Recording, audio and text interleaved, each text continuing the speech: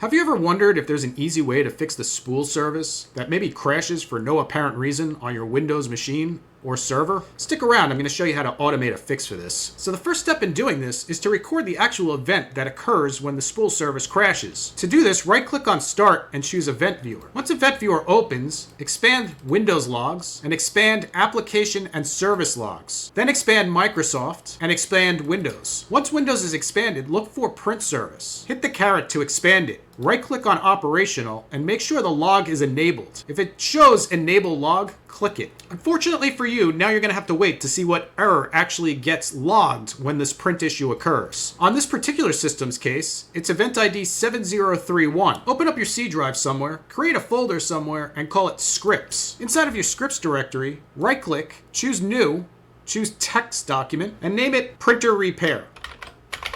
.bat. Hit the Enter key when completed. Choose Yes. Now right-click on Printer Repair and choose Edit. If you have a hard time reading this, go to generictechsupport.com/#channel. Once you have your data entered, just save the file. Next, click on Start and look for Task Scheduler. Once in Task Scheduler, right-click on Task Scheduler and choose Create a Basic Task. Name the task something memorable. So we'll call it Spooler Reset.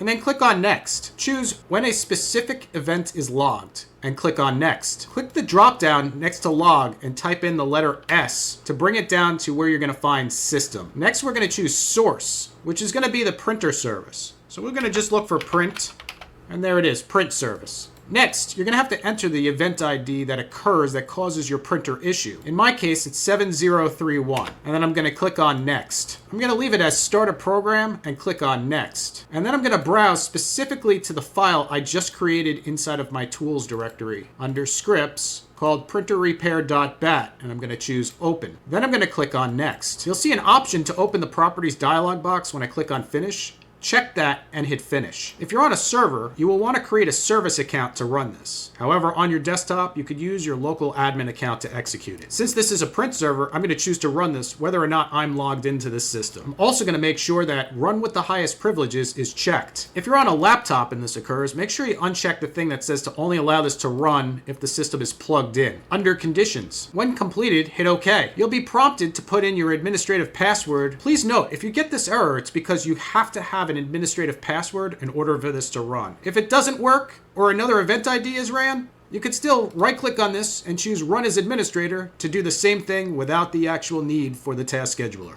Like, subscribe, ring the bell. Thanks for watching.